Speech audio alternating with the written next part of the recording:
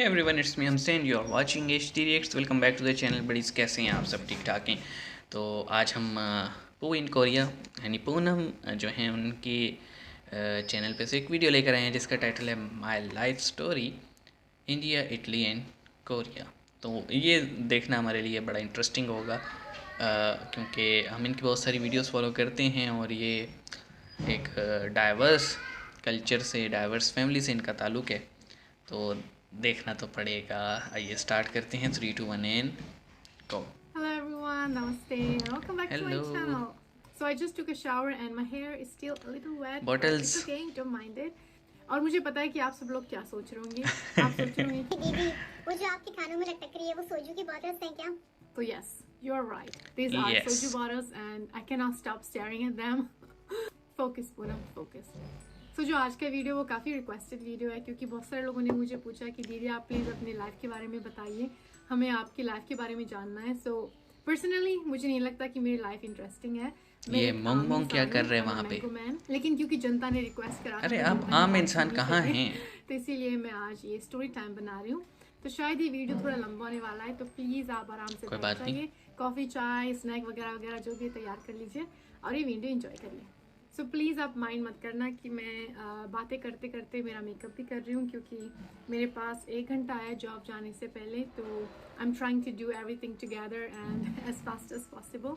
तो जो मेरे थोपड़े का स्किन केयर है वो मैंने ऑलरेडी कर लिया है और मैं इस्तेमाल करा है ये वाला and this cream. So usually मैं प्रमोशन और मैंने देखा कि काफ़ी ब्यूटी गुरुज है वो 10-15 प्रोडक्ट इस्तेमाल करते हैं और ऑनेस्टली मुझे समझ में नहीं आता कि उनके पास इतना टाइम कैसे आता है, मतलब कि how do you even do that? I don't have that time, plus I am lazy. जादू की छड़ी। एनीवे मैं मेरी फालतू की बकबक थोड़ी कम करती हूँ और जो पॉइंट है वीडियो का उस पर मैं जाती हूँ। So my name is Poonam and I was born in India on a very hot day of August 17। सो मैं पैदा हुई थी August 17 जो कि है जयपुर के पास। जयपुर। सो जो मेरे ओरिजिन्स हैं वो है Rajasthani. Technically I think I am Rajasthani as well. So अगर आप जयपुर से हैं या राजस्थान से हैं तो प्लीज़ कमेंट में बताना या फिर थम्स अप करना, सो आई डोंट फील अलोन। तो जब मैं पैदा हुई थी तो मेरे पापा इटली में रहते थे और मेरी मम्मी इंडिया में रहती थी। तो मेरे पापा इटली में इसलिए रहते थे क्योंकि उनका बिजनेस वगैरह जॉब जो भी कुछ था वो इटली में था और मेरी मम्मी इंडिया में थी।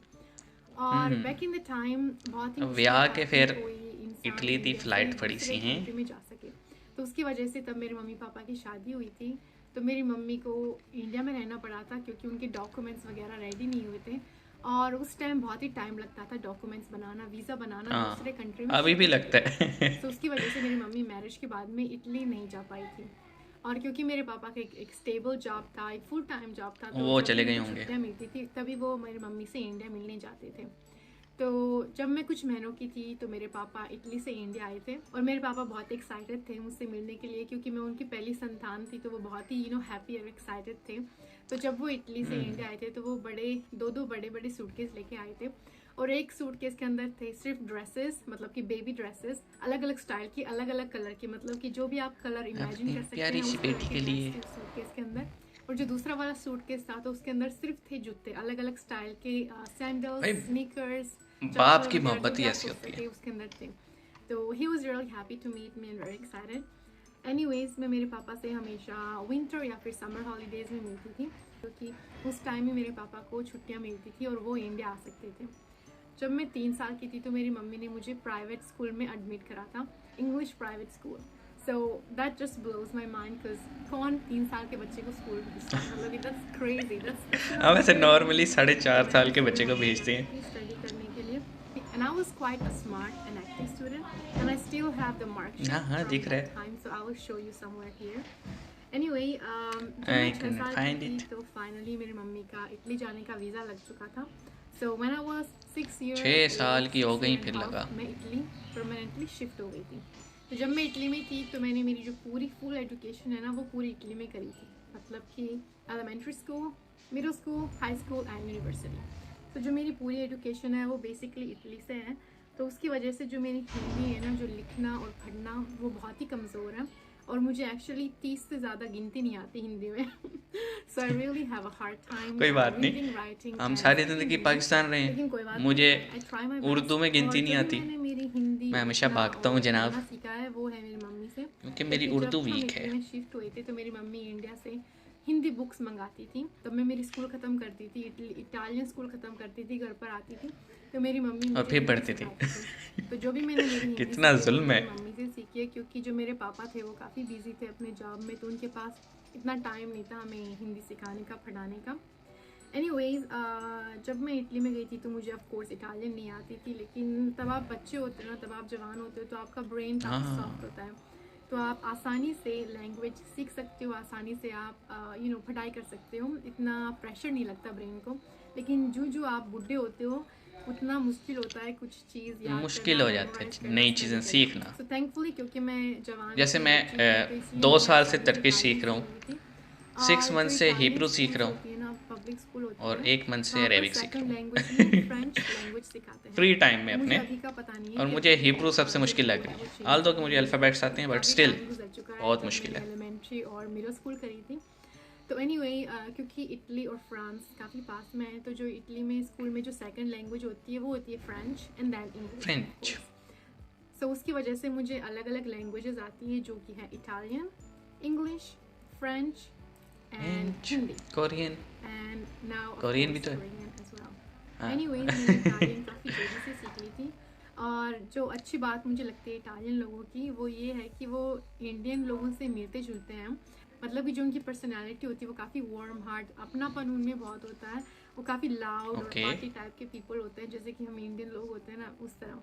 सो they were always very kind, very helpful to me. और उनमें से स्पेशली एक वेरी स्पेशल पर्सन थी, मेरी टीचर थी जिनका नाम है लुचाना। तो वो मुझे हमेशा प्राइवेट ट्यूशन देती थी और मुझे इटालियन, फ्रेंच, मैथ्स, जो भी कुछ सब्जेक्ट थी स्कूल में वो सिखाती थी। She is sweet heart. वो हमेशा मुझे अपनी बेटी की तरह ट्रीट करते थे और मुझे किताबें लेके आते थे, टॉयज़ वगैरह, ज्वेलरी, मतलब कि सोने चांदी की जो ज्वेलरी होती है ना, वो भी मुझे गिफ्ट करते थे, क्योंकि वो मुझसे बहुत इतना सारा प्यार करते थे। और जो दुख की बात ये है कि अभी जो मेरी वो टीचर है उनको अल्जाइमर हो चुका है, तो उनको कुछ याद नहीं रहता, अभी वो एक प्राइवेट हॉस्पिटल में है जहाँ पर लोग उनकी देखभाल करते हैं। और जब वो हॉस्पिटल में एडमिट हुए थे तो वो अपने घर से 2 फोटोज़ लेके गए थे, एक तो थी उनके बेटे की फ़ोटो और एक थी मेरी बचपन की photo. So that's really sweet that उनको अभी भी कनेक्शन हो जाता है ना स्टूडेंट्स के साथ। मुझे चूज़ करना पड़ा था कि मैं यूनिवर्सिटी में क्या करना चाहती हूँ, और of course all Indian parents they want their kids to be doctors, right. Doctor, engineer, इसके अलावा तो कोई चॉइस ही नहीं होती ना यहाँ पे। They are so obsessed with the doctor thing, and honestly मैं साइकोलॉजिस्ट या फिर लॉयर बनना चाहती थी, so I didn't want to be a doctor। मुझे मैं हमेशा से जो है ना एक IT एक्सपर्ट बनना चाहता था, कंप्यूटर इंजीनियर बनना चाहता था, बट मेरे पेरेंट्स चाहते थे मैं मैकेनिकल इंजीनियर बनूं और मैं बन गया। क्या करें, और जो फुल करना पड़ता है भाई। मुझे इंडिया का पता नहीं, मुझे इतना पता है कि फार्मा ए बी ऐसा कुछ फार्म डी भी होता है, लेकिन इटली में ऐसा कुछ भी नहीं है। There is just one full course of 5 years and you get a master degree in pharmacy. तो मैंने चलो इटली चलें। इटालियन यूनिवर्सिटी से करी थी, जो कि है टोरिनो में, छोड़ें, नॉर्थ इटली। और लास्ट ईयर में जब मैं ग्रेजुएट होने वाली थी तो हमारे स्कूल ने एक प्रोग्राम प्रपोज करा था, जो कि था एक फॉरेनर कंट्री में जाके स्टडी करना। तो यूजुअली हमेशा हर साल जो फॉरेनर कंट्रीज़ का नाम आता था वो था इंग्लैंड या फिर स्पेन, फ्रांस, जर्मनी। लेकिन जिस साल मैं ग्रेजुएट हुई थी उस साल एशिया में से भी अलग अलग कंट्रीज़ का नाम आया था, for example China, Japan and Korea. तो उस टाइम मेरी बहुत इच्छा थी कि मैं इटली से बाहर जाके जॉब करूं। मेरा मन नहीं था कि मैं इटली में जॉब करूं, क्योंकि इटली में जो फार्मासिस्ट का पोजीशन होता है ना वो अच्छा नहीं माना जाता। They are not treated as well as other countries. तो मेरी हमेशा इच्छा थी कि मैं बाहर जाके जॉब करूं, और उस टाइम मेरा इंटरेस्ट था एशियन कंट्री। जैसे यहाँ पे इंजीनियर्स हैं इतने ज़्यादा हो गए हैं कि अब कोई मुँह ही नहीं लगाता, क्योंकि मैं ऑलरेडी इटली में रह चुकी थी। And western countries are very similar to Italy as well. Italy मैं टोटली कम्प्लीटली चेंज करना चाहती थी, तो मैंने सोचा कि चलो हम एशिया में जाते हैं। और उस टाइम कोरिया का नाम आया हुआ था, तो मैंने सोचा कि चलो कोरिया ट्राई करते हैं। So it was just by chance. It wasn't something planned. मैंने उसके बारे में इतना नहीं सोचा सब कुछ था। मैंने जल्दी सोचा जल्दी था हो कि गया। मैं इटली से बाहर जाऊंगी जॉब करने के लिए, लेकिन मैंने इतना नहीं सोचा था कि मैं कोरिया में जाऊंगी जॉब करने के लिए।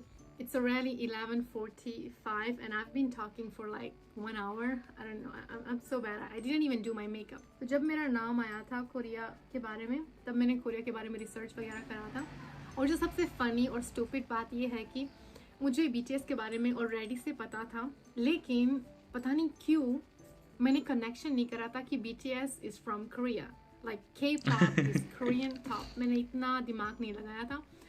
मैं BTS के गाने सुनती थी, मैं उनके इंटरव्यूज देखती थी, लेकिन मैं हमेशा सबटाइटल्स पढ़ती थी, तो मैंने इतना दिमाग नहीं लगाया कि अरे ये कोरियन में बात कर रहे हैं, अरे ये कोरिया से हैं। I don't know why I didn't get that. I'm really stupid. So I watched a lot of videos about foreigners living in Korea. और स्पेशली मैं उन यूट्यूबर्स की वीडियोस देखती थी जो कि डार्क स्किन फॉरेनर्स थे कोरिया में। और उनकी वीडियो देखते देखते मैंने रियलाइज़ करा कि जो उनकी एक्सपीरियंस थी अच्छी प्लेस है, अच्छी थी, लेकिन बहुत सारे बार जैसे हमें अभी तक एक पर्सोना बन चुका है कि they are very good people. Korea वाले वो बड़ी हेल्प करते हैं। हमारे साथ हुआ तो it's not a good thing, it's very sad. Even though I was worried and scared, I didn't give up about the idea because I really wanted to try to live a new life. So इसलिए मैंने थोड़ी हिम्मत करके मैं Korea shift हो गई। So anyways, जो मेरा Korea good job Poonam, good job. मुझे एक अलग स्टोरी टाइम बनाना पड़ेगा। So ये है मेरी लाइफ की स्टोरी, मेरी ज़िंदगी की स्टोरी। मैंने अब हम इंतज़ार करेंगे कोरिया वाली स्टोरी का। पूरे डिटेल में नहीं गई क्योंकि मैं आपको बोर नहीं करना चाहती। It's okay, it's okay. If you want to know more about my life, आप मुझे इंस्टाग्राम पर फॉलो कर सकते हैं। आई विल पुट हियर और देयर समवेयर। वो तो हम कर चुके हैं। मेरे बाल सुखाने जाऊंगी और जो बाकी का मेकअप है वो कंप्लीट करूंगी। आई होप कि आपको आज का भी वीडियो स्टोरी टाइम पसंद आया होगा। अगर आप ऐसे स्टोरी पसंद, अरे बहुत ज़्यादा। तो टू बी ऑनेस्ट, अगर हम बात करें कोई भी लाइफ डिसीजन होते हैं नॉर्मली, हम जो देसी लोग हैं इंडो पाक वाले, ठीक है बॉर्डर बन चुका है, एक लाइन खिंची हुई है, एक रिलीजन्स का डिफरेंस है, बट वो दिमाग सेम है। वो एक परंपरा चली आ रही है कि पेरेंट्स ने जनाब फैसला लेना है कि आप क्या पढ़ेंगे। और नॉर्मली यही कहा जाता है कि अगर आप डिफ़र करें तो तुम्हें क्या पता भाई, तुम्हें क्या पता है, जब तुम हमारी उम्र में आओगे तब तुम्हें पता लगेगा। या फिर क्या सुनने को मिलेगा कि तुम्हें ज़्यादा पता है। नो डाउट आज के हिसाब से नॉलेज उनके बच्चों के पास ज़्यादा होगा, बट वो कहते हैं ना एक्सपीरियंस, तो ठीक है मान जाओ। तो जब हमारा टाइम आया इंटरमीडिएट के बाद, यानी +2 आप शायद कहते हैं 12वीं को, तो जब हम उसके बाद आए तो अब ऑप्शन था कि भाई किधर जाने, कौन सी फील्ड में घुसने। तो मैं और मेरा एक दोस्त था वसीम, स्कूल का फ्रेंड था, हमारा माइंड था कि हमने जो है ना आईटी में जाने। एंड मतलब मुझे था शुरू से इंटरेस्ट ना आईटी एंड कंप्यूटर, तो एक माइंड में बना हुआ होता है ना वो फिल्में देख देख के। तो अब मैंने अप्लाई किया और luckily I got admission in one of public institute, और वो थी भी इस्लामाबाद में। एंड देन मेरे पेरेंट्स वर लाइक, ना ये पुत्र ना, इसका तो स्कोप ही नहीं है, पाकिस्तान में तो बस 2 ही नाम चलते हैं, या डॉक्टर या इंजीनियर। तो तुम देख लो, डॉक्टर तो तुमने बायो रखी नहीं थी +2 में, इंजीनियर बनोगे। तो लोंडे को भेज दिया उन्होंने इंजीनियर बनने। और अब ठीक है, पहले 1-2 हफ्ते तो मैं डिप्रेस रहा कि यार मैंने बनना कुछ था, मुझे डाल कहीं दिया। बट देन आपके भाई ने गोल्ड मेडल लिया अपने बैच में। एंड मेरे पेरेंट्स लाइक, देखा कितना जीनियस लोंडा है हमारा। अब उनको क्या पता, लोंडे के पास ऑप्शन नहीं था, इसलिए लोंडा जो है ना फिर कहा कि पढ़ ही लेते हैं यार, अब आए हैं तो बट स्टिल मैं कभी कभी सोचता हूँ कि अगर मैंने आईटी किया होता तो आज मेरी लाइफ काफ़ी डिफरेंट होती, क्योंकि इस टाइम ऑफ आईटी, ये जो एरा चल रही है आईटी का। बहरहाल हम अपनी स्टोरी में घुस गए। पूनम की स्टोरी की बात करते हैं।